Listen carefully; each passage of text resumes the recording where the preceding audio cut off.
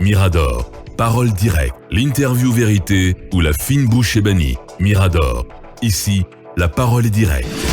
Et c'est Sekou Koundouno qui la prend ce matin chez nous. Il est le responsable planification et stratégie du FNDC. Nous parlons donc cette fois des crimes et exactions commis sous le régime du président Alpha Condé. Le front qui vient, il faut le rappeler, de transmettre par le biais de ses avocats français un premier lot de preuves au procureur général de la Cour d'appel de Conakry, Sekou Koundouno. Bonjour et bienvenue. Bonjour Madame Barry, bonjour à l'ensemble des chroniqueurs et bonjour à vos millions d'auditeurs. Allez-y Lenko. Peut-être qu'on pourrait ouvrir par une description de notre cher Koundouno, de la vie carcérale. Est-ce que les anciens premiers ministres, est-ce qu'on va les appeler Excellence? Est-ce qu'on va demander une audience pour voir Kassory Diané et d'autres? Ou bien ils se fondent dans la foule des prisonniers? Est-ce qu'ils sont Monsieur tout le monde là-bas? Koundouno ne peut pas avoir une compassion. Non, il était là-bas. Non, c'est juste décrit. Nous permet de savoir ce qui se passe. Attention, il y a des aménagements qui non, mais à vous savez, à la maison centrale, ça a évolué. Les conditions étaient améliorées. Écoutez, nous, vous savez, et j'aime souvent le dire, c'est à l'adresse aussi des nouvelles autorités du pays, y compris les anciens. Il faudrait qu'il y ait un investissement sérieux dans le cadre de la gestion du milieu carcéral. C'est pas bon là-bas. Et je vous dis, la maison centrale qui a été faite pour 300 personnes, de nos jours, on se retrouve à plus de 1800 personnes qui sont détenues, dans des conditions que vous pouvez imaginer. Je pense bien que le séjour que ces anciens dignitaires vont faire du côté de la maison centrale, ça les servira d'expérience.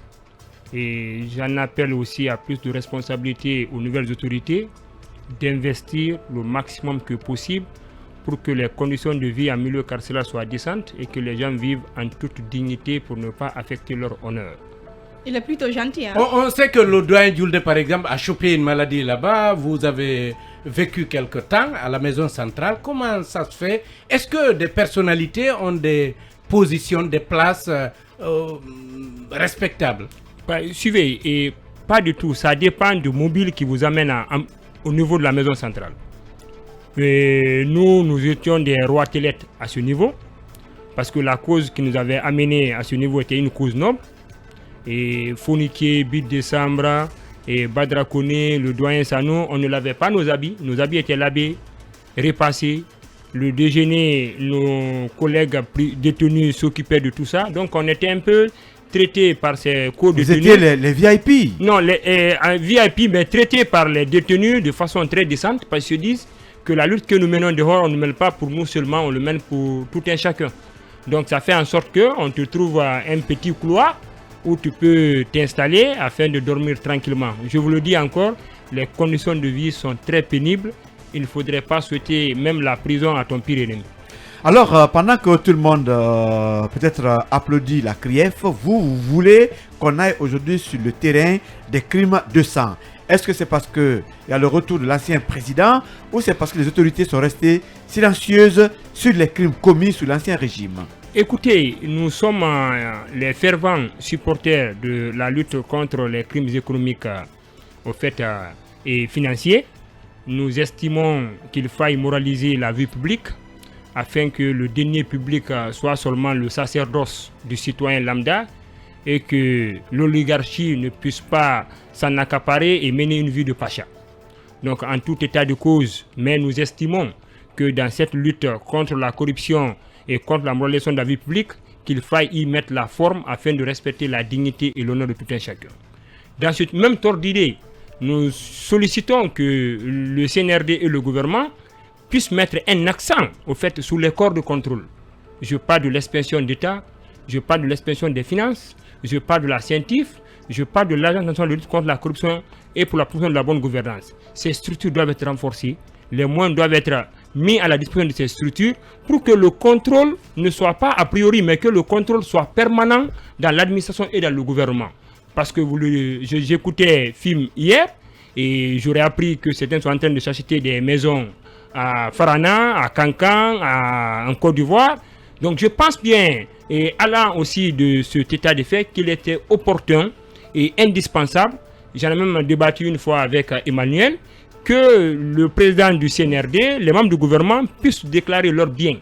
ne pas le faire, c'est un précédent très dangereux pour eux. Rien n'exclut qu'ils ne seront pas poursuivis des appels à transition pour enrichissement illicite. Donc, il est judicieux, indispensable qu'ils puissent procéder à cette pratique, parce que je connais des gens parmi eux qui ne sont pas venus au gouvernement avec 0 franc, mais vouloir ne pas déclarer. Et après une année et demie, quitter les affaires, rien n'exclut que le président qui viendra n'aura pas envie de commanditer un audit systématique. Et je pense bien qu'il pourrait faire la razzia sur tous ceux qui ont participé à cette transition. Oui, par rapport au crime de sang, une coïncidence peut-être liée à l'arrivée du président, ou parce que simplement les autorités de la transition sont restées silencieuses, même si le procureur dans le temps a annoncé quand même une lutte dans ce sens. Suivez, de 5 septembre 2021 jusqu'au 14 janvier 2022, et nous avons pris acte des différents discours du président du CNRD, et justifiant les motifs pour lesquels le coup d'État a eu lieu, en citant le 3e mandat, nous a semblé incompréhensible dans notre lecture globale qu'il n'y ait pas des actions fortes et décisives contre les crimes de sang. Mais nous avons tout de même salué au fait le courage du procureur Alphonse Chalouat, qui a décidé d'ouvrir dans les parquets de sa juridiction de compétence des informations judiciaires. C'était le 14 janvier 2022. Le 21 janvier 2022, les avocats du FNDC qui encadrent près de 180 victimes ont décidé d'ester au niveau du procureur général à travers une dénonciation. 180 familles ou 180 victimes? Je parle de 180 victimes. La liste encore est en train de s'allonger du jour au jour, parce que depuis que les gens ont appris qu'il y a eu un cadre que nous avons mis en place, je profite même de vos instants pour saluer le courage et la ténacité de Maître Kerno Suleiman Baldé, qui depuis 2013 est très actif sur ces questions, mais y compris ses autres collègues aussi comme Maître Antoine Pépé Lama, Maître Traoré, Maître Béa, qui s'activent de façon bénévole à apporter l'assistance gratuite à ces familles. Donc quand nous avons pris connaissance de cette information judiciaire, les avocats français, je parle de William Bourdon et Vincent Bringat, en collaboration avec leurs homologues guinéens, ont fait une dénonciation du côté de la Cour d'appel de Conakry. Le procureur Charles Watt a estimé qu'il fallait au fait accompagner cette dénonciation à travers des preuves ou des faisceaux de preuves. C'est donc à sa demande que... Effectivement, qu'il faut apporter des preuves ou des faisceaux de preuves à cette dénonciation. C'est ce qui fut fait par les avocats. C'est un premier lot. Le travail au fait au niveau de la commission qui s'occupe de rassembler les preuves et les témoignages au fait des victimes ou des familles des victimes. Ce process continue. Nous estimons au niveau du FNDC qu'il faille accorder une priorité systématique à la lutte contre la corruption, mais a priori les crimes de sang sont la priorité des priorités. On peut certes remplacer de l'argent, mais on ne peut pas remplacer une vie humaine. Que contient ce document qui a été fourni? Suivez, nous sommes en phase d'instruction. L'information judiciaire a été ouverte du côté des différents parquets dans les juridictions de la Basse-Côte et de la Moyenne-Guinée. Nous ne rentrons pas dans les détails ou dans les... Il y a quand même des noms. Permettez, dans le contenu au fait de ces pièces à conviction, ce qu'il faille au fait à retenir, c'est des preuves et des faisceaux de preuves de l'agissement de tout un chacun durant le process. Comme vous le savez, le FNDC a été mis en place depuis le 3 avril 2019. Beaucoup de choses sont passées au vu et au su et en présence de vous les médias. Donc chacun sera mis devant ses responsabilités et les juridictions apprécieront les actes posés par tout un chacun. Est-ce que les victimes ne concernent que celles des manifestations du FNDC, ou bien ça couvre toute la période? Je prends par exemple l'exemple de Amadou Boukariou Baldé qui a été tué à l'université de l'Abbé. C'était à l'occasion d'une manifestation. Elle n'était pas politique, des étudiants qui manifestaient, et on est venu, les agents des forces de l'ordre lui ont marché dessus et mort s'en est suivi. Écoutez, vous savez, il y a une brèche qui nous a été ouverte par la Cour d'appel de Conakry avec l'information judiciaire qui a été ouverte par le procureur Charles Watt, où il a estimé qu'il faille aller de 2011 jusqu'en 2021. Sur instruction du coordinateur du FNDC, en l'occurrence Oumar Silla alias Founik Mangué, il a instruit que nous puissions prendre en charge toutes les victimes de toutes les périodes pour que les gens puissent se retrouver dans un cadre au fait de défense de leurs droits de façon bénévole et gratuite par les avocats guinéens et par les avocats au fait étrangers, pour que plus grand jamais que les gens ne se servent de leur position politique ou administrative afin de commettre au fait ces bavures. Donc ça ne concerne pas que les manifestations. Ça ne concerne pas que les manifestations du FNDC, effectivement. Ça concerne toutes les victimes. Moi, ma question, c'est de savoir pourquoi il n'y a pas, par exemple, un cadre formel d'association des victimes qui se constituerait partie civile. Pourquoi c'est le FNDC, une entité socio-politique, vous dites que c'est un état d'esprit socio-politique qui soit au devant de la scène pour défendre les victimes, alors qu'une association peut-être aurait été moralement plus frappante. Et suivez Emmanuel, il faudrait qu'on soit lucide. Et depuis le 3 avril 2019, je vous rappelle que le FNDC en juin 2020 a déjà fait un signalement du côté de la Cour pénale internationale qui suit son cours normal. Je vous rappelle aussi qu'en octobre 2020, on n'a pas manqué encore de saisir la Cour de justice de la CEDEAO qui actuellement devait délibérer sur le cas guinéen, mais malheureusement nous sommes suspendus du côté de cette juridiction. Nous comptons même dépêcher une mission pour aller rencontrer le magistrat de ce côté pour ne pas que les peuples continuent à vivre un peu les conséquences de nos gouvernants. Donc ce que je voulais vous dire tout simplement, les associations elles existent, mais il faut de l'encadrement. Vous êtes sans savoir qu'il y a des honoraires à payer aux avocats et les familles ne peuvent pas supporter tout cela. Il y a tout un mécanisme à réunir, à collecter les preuves. Tout ce process, le FNDC à travers ses partenaires techniques mettent au fait des personnes à leur disposition pour les écouter, pour les entendre, afin que les preuves soient transmises du moins à qui de droit dans la forme qui s'y est. Donc je connais des gens, peut-être vous et moi nous gagnons le minimum près, mais je connais des familles, difficilement même quand nous convions des gens à des réunions qui puissent se rendre. Il faille quelquefois qu'on passe par les associations, par les entités pour apporter justement pourquoi ne pas associer les autres le détail justement, ce n'est pas que le FNDC ne soit pas là, mais que le FNDC soit au devant, parce que c'est le FNDC qui dépose les documents, c'est le FNDC qui est au devant des juridictions. Je vais dire le FNDC, comme vous l'avez dit, en tant que structure d'accompagnement, peut être là pour accompagner une association de victimes elle-même devant la scène. Emmanuel, c'est effectivement ça. C'est pas nous qui portons plainte. C'est pas nous. La plainte, la dénonciation faite au niveau de la cour d'appel, c'est les 180 victimes qui estiment que ces personnalités surmentionnées, avec les éléments de preuve transmis, ont participé directement ou indirectement, soit à des blessures, soit à des violations de droits de l'homme, soit à des cas de mort. Nous n'avons absolument rien à voir. Nous sommes une structure d'accompagnement. Nous continuons à apporter, parce que c'est une responsabilité morale pour le FNDC, à faire en sorte que justice soit faite dans cette affaire, pour que plus grand jamais que toi, moi, quelqu'un d'autre se serve de sa position administrative, gouvernementale ou militaire pour commettre un peu de la forfaiture.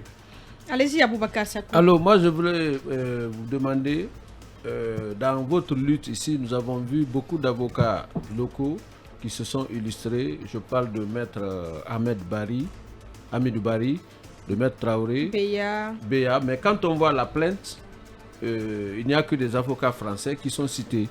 Pourquoi cela? Et qui paye la note? Qui parle d'avocat parle d'honoraires? Qui paye? Est-ce que c'est le FNDC ou bien ce sont des victimes qui payent ces avocats que vous avez constitués? Suivez, quand vous lisez un peu la note qui a été transmise au niveau de la cour d'appel, vous constaterez dans l'avant-dernier paragraphe que ces avocats-là travaillent en concert avec leurs homologues guinéens. Donc cette question, elle est répondue à ce niveau, ils parlent en concert. Mais pourquoi avoir forcément besoin de... Permettez, ils suivent déjà le dossier du côté de la Cour pénale internationale. Il y a le principe de subsidiarité. Donc tant que la Guinée ne se déclare pas incompétente à juger l'affaire, la Cour pénale internationale ne peut pas accélérer la procédure. Donc les avocats français ont estimé qu'il faille encore saisir, comme actuellement nous avons un changement de régime depuis le 5 septembre 2021, qu'il faille saisir les juridictions nationales, qu'on regarde pendant une période donnée, si on voit qu'il n'y a pas de volonté politique, qu'elle ne se bouge pas, automatiquement ils feront une note adressée au niveau de la Cour pénale internationale afin que la procédure s'accélère. Concernant maintenant qui paye les honoraires, Maître William Bourdon et Maître Vincent Brincat, Maître Traoré et Maître Béa l'ont dit à qui veut l'entendre, qu'ils ne reçoivent pas un seul centime venant des victimes ou venant du FNDC. Mais est-ce que vous savez que la Cour pénale internationale n'agit pas sur le plan local tant que les juridictions nationales sont saisies d'un dossier? C'est ce qu'il a dit. Non, mais parce que non, ils ont commencé par la Cour pénale internationale. Mon cher, j'ai commencé par ça. Parce que le régime, il a parlé d'incompétence. Suivez, je suis juriste, je me rappelle.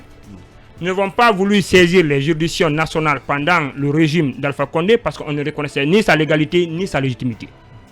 Après le changement de régime le 5 septembre 2021, les avocats ont jugé nécessaire qu'il faille saisir les juridictions au niveau national et que la CPI constate qu'il n'y a pas de manque de volonté, il n'y a pas d'articulation afin que justice soit faite. Dès que ce constat est fait, nos avocats feront un constat et transmis au niveau du bureau du procureur Maître Khan du côté de la CPI, et la CPI va se bouger rapidement sur la question. Et je précise que sous Alpha Condé, au-delà de cette légitimité dont il parle, on ne pouvait pas se faire entendre. Nous, par exemple, concernant Amadou Boukariou à l'Abbé, on a régulièrement porté plainte avec Maître Hamidou Bari. La plainte a été déposée au tribunal de l'Abbé. Mais ce sont plutôt les jeunes étudiants qui venaient témoigner, qui ont été intimidés, effrayés par le parquet et par les agents de la sécurité. Et le gouverneur, en l'occurrence Madifine Diané, avait pris la parole pour menacer. Donc on ne pouvait pas compter sur ça. Non, à ce niveau même, il n'y a pas de débat en la matière. Il y a ce principe de solidarité au niveau international. Et je vous ai si bien dit que depuis le 5 septembre, on ne sent pas une volonté affichée, une détermination du président du CNRD à faire des crimes économiques, des crimes de sang, une priorité des priorités. Les lignes commencent à bouger quand même. Non, permettez, allant de ce constat, nous avons jugé nécessaire qu'il faille renforcer l'initiative qui a été prise par le procureur, qu'il ne se dise pas, j'ai ouvert une information judiciaire, je n'ai vu absolument personne. C'est ainsi qu'on a fait une dénonciation, on a transmis pour un premier lot, un second lot va suivre, un troisième lot, ainsi de suite, jusqu'à pendant le procès. Monsieur Sekou, au sein de l'opinion, beaucoup estiment qu'il y a une dichotomie entre le nom de votre mouvement et votre action d'aujourd'hui. Hier, vous défendiez une constitution. Aujourd'hui, la Guinée fait face à une nouvelle situation. Ne pensez-vous pas qu'il faille trouver une autre dénomination qui colle avec les objectifs d'aujourd'hui, recherché par votre mouvement? Je vais m'efforcer. Il n'y a plus de constitution. Je vais m'efforcer à vous répondre une énième fois, parce que ça a été dit et redit. Et je vous dis tout simplement que le FNDC a apporté un changement dans sa trajectoire depuis le 14 février 2021. Ça consistait à nous intéresser à tout ce qui est question sociétale, question de droit, de constitution, de droits de l'homme. Donc, en tout état de cause, jusque maintenant, les principes, les objectifs pour lesquels, spécifiques et globaux pour lesquels nous nous battons, demeurent. Donc, nous ne voyons pas de nécessité de changer de dénomination ou de changer d'objectif. Pour l'instant, nous estimons jusqu'à la fin de la transition que nous sommes fidèles à nos principes et à nos engagements. Alors, M. Kounduno, il y a eu beaucoup de morts dans les manifestations en Guinée, mais il se trouve que l'ancien président, personne ne l'a entendu quand même soutenir des cas de mort. Mais par contre, dans son camp, il y a des officiers et des responsables qui quand même menaçaient.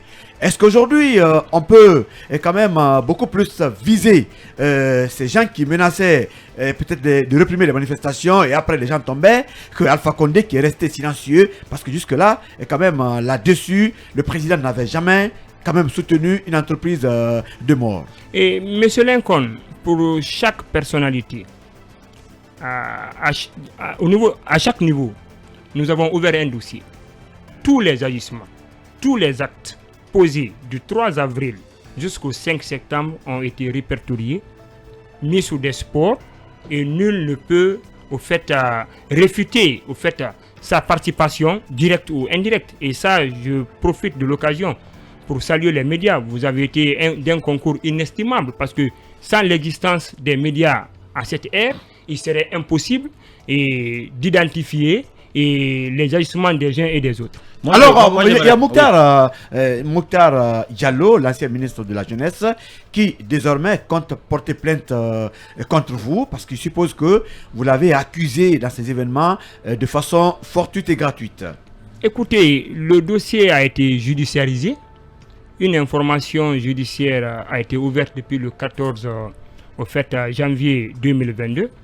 Nous avons déjà transmis les éléments de preuve des victimes et des familles des victimes. Éléments de preuve Je pense bien, M. Diallo, comme les autres, doivent aujourd'hui travailler sur leur défense, à prouver leur innocence, qui ne sont mêlés ni de près à ces agissements.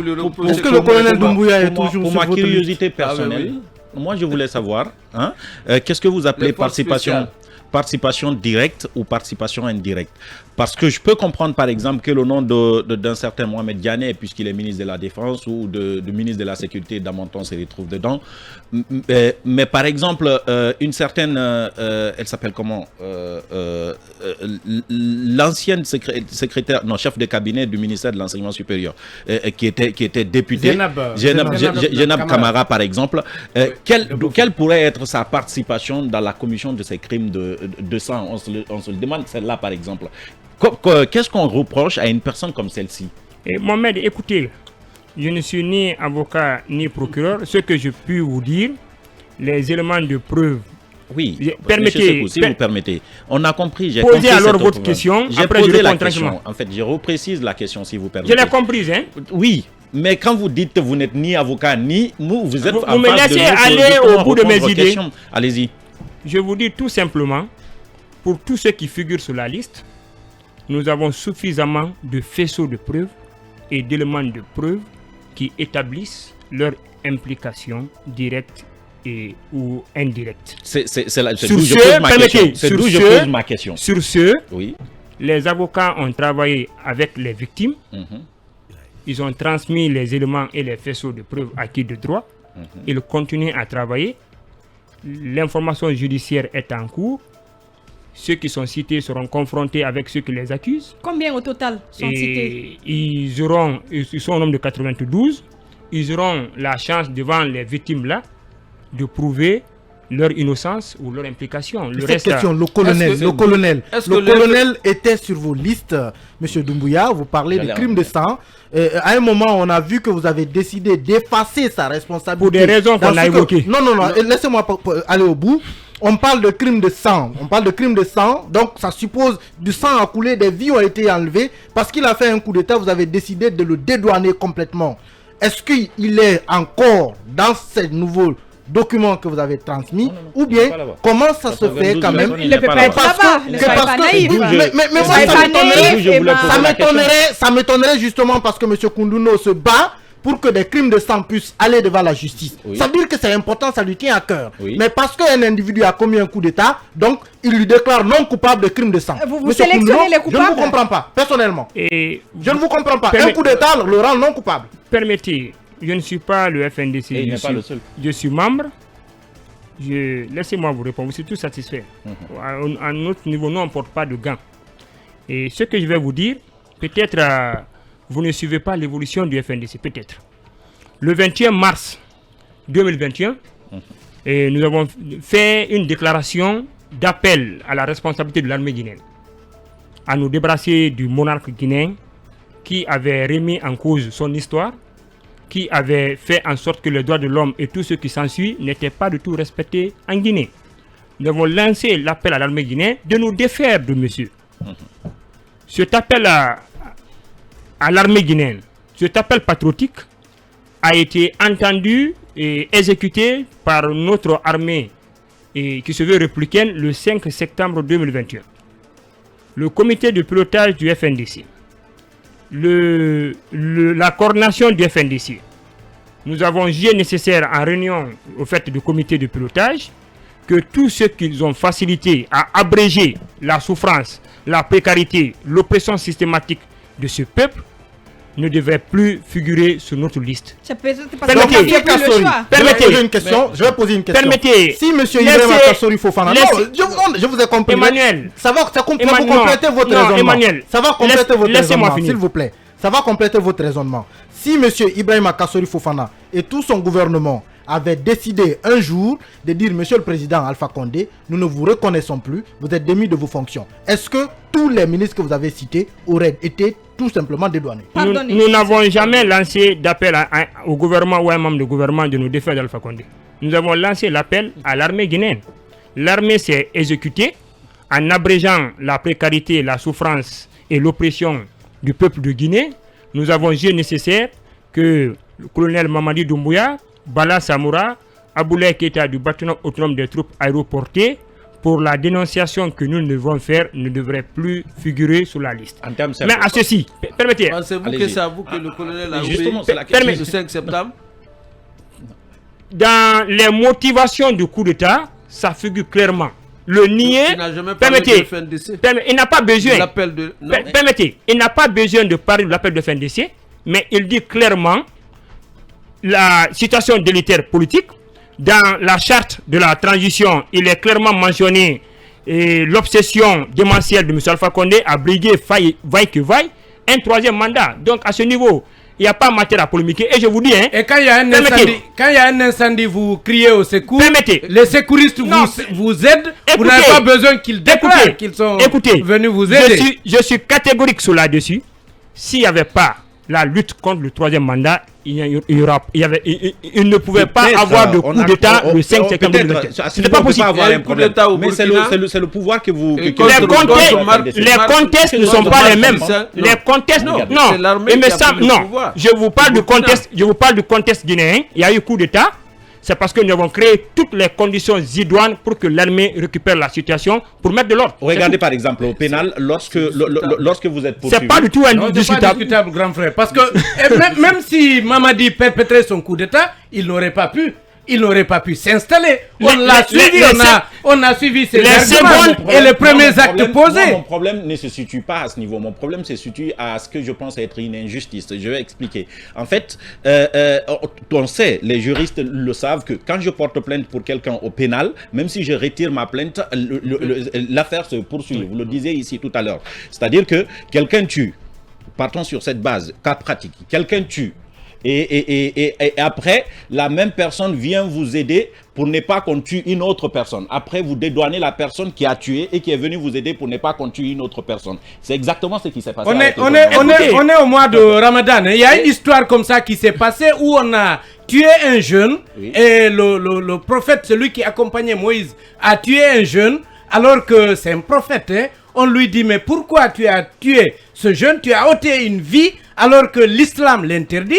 Il explique que si on laissait ce jeune-là, il allait pourrir la vie de tous les citoyens de cette contrée. Et donc, à cause de lui, ses parents risquaient d'aller en enfer et tout l'entourage risquait de le suivre. Parce qu'il les influençait. Alpha Condé, c'était devenu un poison, le régime. Le régime Alpha Condé, on sait. Non mais attendez, celui qui nous a débarrassé, mais je vous ai donné l'exemple. On va s'écouter. On va s'écouter. Emmanuel. Mais qui a aidé. Emmanuel. Non mais attendez, tout le monde sait quand même que le colonel... Il a aidé, on ne peut pas le nier. À sécuriser ces élections dénoncées par... Non, écoutez. Laissez-moi juste aller jusqu'au bout. Allez, vous allez comprendre. On va évoluer, on n'a que 3 minutes. Même quand vous prenez les civils... Mais attendez, s'il vous plaît. Quand vous prenez les civils, quand vous prenez les charlatans... Je pose des questions, je vais répondre. Je pose des questions, mais je constate, parce que je plante le décor. Le colonel, il a participé à ce que vous savez. Est-ce qu'il ne devrait pas, lui et son équipe, être poursuivis pour ce qu'ils ont fait avec des circonstances atténuantes, parce que c'est le juge, les circonstances atténuantes existent effectivement. Ce qui a fait que vous avez aidé à ce qu'on atteigne un objectif, ça peut faire qu'on atteigne la peine que vous devrez purger. Mais le FNDC, est-ce que vous ne vous donnez pas un autre pouvoir de décider qui doit être poursuivi et qui ne doit pas être poursuivi dans le cadre des troisième mandats? Ça ressemble à ça finalement, Koundouno. Non mais c'est ça. Écoutez, dans la démarche que nous avons, n'oubliez pas qu'une information judiciaire a été ouverte. Ce n'est pas le FNDC qui a appelé le procureur Charouat pour ouvrir cette information judiciaire. Il a estimé, en tant que procureur, que des exactions ont eu lieu de 2011 à 2021. Tous ceux qui sont mêlés de près ou de loin, que nous les dénoncions ou pas, peuvent se retrouver devant les juges pour expliquer comment ils ont eu à participer de près ou de loin. Donc, que ce soit Bala Samoura, que ce soit le colonel Aboulaye Keita, que ce soit le colonel Mamadi. C'est inimaginable. Permettez. Vous n'allez pas rêver. Permettez, moi je ne rêve pas. Au fait, et je suis du genre qui est très optimiste dans ce qu'il fait. je pense qu'il n'est pas exclu qu'il soit appelé. La dénonciation que nous avons faite, nous avons jugé nécessaire, compte tenu de l'appel patriotique auquel ils ont répondu, ce n'est plus la peine. Et ça, nous l'assumons entièrement. Si M. Emmanuel, M.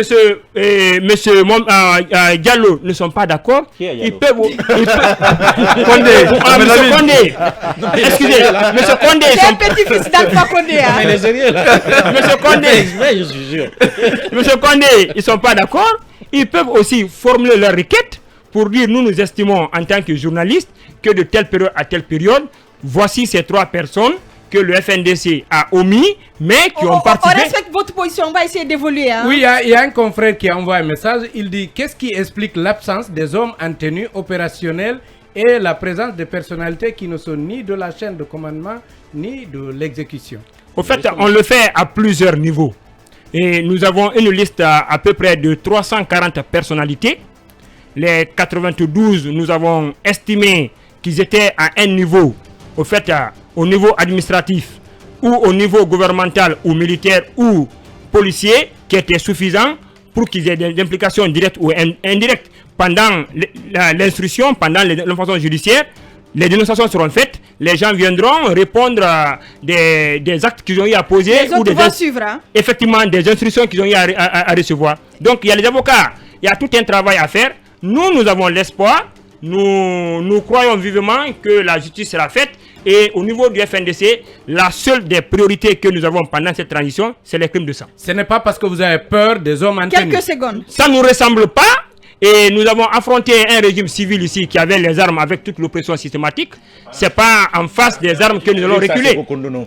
Mais attendez, Alpha Condé a suffisamment montré qu'il pouvait tuer, il a tué. C'est fini. Malheureusement, on est obligé de rendre l'antenne. Sekou Koundouno, responsable planification et stratégie du FNDC. Grand merci à vous, Mirador. C'est fini pour cette semaine. Merci à tous, à l'équipe technique Tidjane Kamara et Khalil Awada et à l'ensemble des chroniqueurs. Lundi, vous serez en compagnie du père de la saison, Anaconda. Au revoir. Mirador, la grande messe de l'investigation journalistique, la plus grande tribune politique de la Guinée. Avec Aboubacar Diallo, Talibé Bari, Mamadou Ouri Diallo, Akoumba Diallo, Kabinet Fofana, Mohamed Kaba, Ibrahima Lincoln Souma, Mamadou Diambalde.